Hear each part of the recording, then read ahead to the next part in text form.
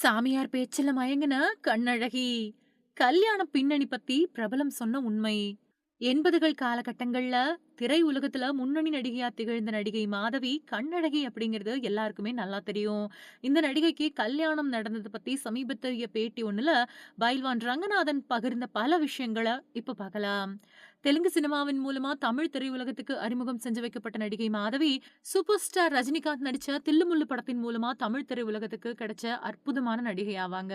முதல் படத்திலேயே தன்னுடைய அசாத்திய நடிப்பு திறமைய வெளிப்படுத்தினதுக்கு அப்புறமா இவங்களுக்கு தொடர்ந்து பட வாய்ப்புகள் வந்து சேர்ந்தது. அந்த வகையில இவங்க டிக் டிக் டிக், ராஜபார்வை, தம்பிக்கு எந்த ஊரு, காக்கி சட்டை மாதிரியான பல வெற்றி படங்கள்ல நடிச்சிருக்காங்க. தமிழ் திரைப்படம் மட்டும் இல்லாம தெலுங்கு, மலையாளம், கன்னடம், ஹிந்தி மாதிரியான பல்வேறு மொழிகள்ல 100க்கும் மேற்பட்ட படங்கள்ல கதாநாயகியா நடிச்ச இவங்களுக்கு அழகிய கண்கள் இருக்கிறதுனால அந்த கண்ணழக பார்த்து ரசிகர்கள் ஏக்கத்துல தவிச்சாங்க. இவங்க திரைப்படங்கள்ல பிஸியா நடிச்சுக்கிட்டு இருக்கும்போதே 1996வது வருஷம் தொழிலதிபர் ஷர்மா அப்படிங்கிறவர கல்யாணம் பண்ணிக்கிட்டு நியூ ஜெர்சில செட்டில் ஆயிட்டாங்க. கல்யாணத்துக்கு பின்னாடி சினிமாவுல தலை காட்டாத இவங்க 3 குழந்தைங்களுக்கு தாயாயிட்டாங்க. இந்த நிலையில நடிகை மாதவி பத்தி பத்திரிகையாளர் பைல்வான் ரங்கநாதன் பேசும்போது, கமல், ரஜினி அப்படின்னு பல முன்னணி நடிகர்களோட நடிச்ச நடிகை மாதவி ஆன்மீகத்துல அதிக ஈடுபாடு கொண்டவங்க. அதுக்கப்புறமா இவங்க ராம் அப்படிங்கிறவரோட பக்தையா மாறி கல்யாணமே பண்ணிக்காம இருந்தாங்க.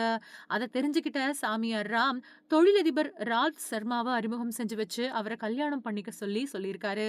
அதத் தொடர்ந்து சாமியாரோட பேச்ச தட்ட முடியாம ரால்ஃப் சர்மாவ கல்யாணம் பண்ணிக்கிட்டு சினிமாவ விட்டு விலகி இப்போ ரொம்ப சந்தோஷமா குடும்பம் நடத்திட்டு வரதா சமீபத்திய பேட்டியில சொல்லியிருக்கிறது பல பேர் மத்தியில ஆச்சரியத்தை ஏற்படுத்தியிருக்கு. இதைத் தொடர்ந்து இந்த விஷயத்த தெரிஞ்சுக்கிட்ட ரசிகர்கள் எல்லாருமே சாமியார் பேச்ச கேட்டு ஒருத்தரோட வாழ்க்கை இந்த அளவுக்கு செழிப்பா மாறி இருக்கா அப்படின்னு அவங்களுக்குள்ள பேசி வர்றதோட இந்த விஷயத்த நண்பர்களுக்கும் ஷேர் பண்ணிட்டு வராங்க. என்னோட தொப்புள்ள இன்னும் என்னென்ன கொடுமை பண்ண போறாங்களோ! இலியானா ஆர்வக்கோளாறு. பாலிவுட் படங்கள்ல அறிமுகமான புதுசுல நடிகை இலியானாவுக்கு ரொம்ப பெரிய வரவேற்பு இருந்துச்சு. அந்த நேரத்துல தலகால் புரியாம பல்வேறு நிகழ்ச்சிகள்ல நடிகை இலியானா பேசின பேச்சு, தென்னிந்திய சினிமா வட்டாரத்துல பிரபலங்கள கோபத்துல ஆழ்த்துச்சு அப்படின்னே சொல்லலாம். இவங்க நடிச்ச முதல் பாலிவுட் படத்தோட இசை வெளியீட்டு விழாவுல பாலிவுட் சினிமாவுல நடிகைகள மரியாதையோட நடத்துறாங்க. நடிகைகளோட நடிப்புக்கு முக்கியத்துவம் குடுக்குறாங்க. ஆனா, நான் இதுக்கு முன்னாடி நடிச்ச தெலுங்கு படங்கள்ல எனக்கு இப்படியான மரியாதை கிடைக்கவே இல்ல. எல்லாரும் என்னோட இடுப்பு தான் பார்த்தாங்களே தவிர, என்னோட நடிப்ப பார்க்கல. அதுலயும் இயக்குனர் ஒருத்தர் என்னோட தொப்புள்ள தேங்காய உடைச்சு ஊத்தி சில காட்சிகள படமாக்குனாரு. படத்துல ஒப்பந்தம் ஆயிட்டோமே அப்படின்னு அந்த காட்சியில எல்லாம் நான் நடிச்சேன். என்னோட தொப்புள்ள இன்னும் என்னென்ன கொடுமையெல்லாம் செய்ய போறாங்களோ அப்படிங்கிற யோசனை தான் எனக்கு இருந்துகிட்டே இருக்கும் அப்படின்னு பேசியிருந்தாங்க. நடிகை இலியானாவுக்கு மார்க்கெட் அப்படிங்கிற ஒண்ண உருவாக்கி, அவங்களோட வாழ்க்கைய அடுத்த கட்டத்துக்கு உயர்த்திட்டு போனது தெலுங்கு சினிமா படங்கள் தான்.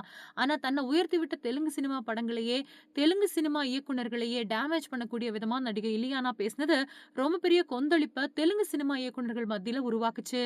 அதுக்கு பின்னாடி அவங்களுக்கு பாலிவுட் படங்கள்லயும் வாய்ப்பு குறைஞ்சு, காதல் தோல்விக்கு பின்னாடி மறுபடியும் தெலுங்கு சினிமாவுல நடிக்க வந்தவங்களுக்கு ஏமாற்றம் தான் மிஞ்சுச்சு. "கொஞ்ச நஞ்ச பேச்சா பேசுன" அப்படின்னு எந்த இயக்குனருமே நடிகை இலியானாவுக்கு பட வாய்ப்பு குடுக்க முன்வரல. இதனால இப்போ படங்கள்ல நடிக்காம இருக்காங்க நடிகை இலியானா.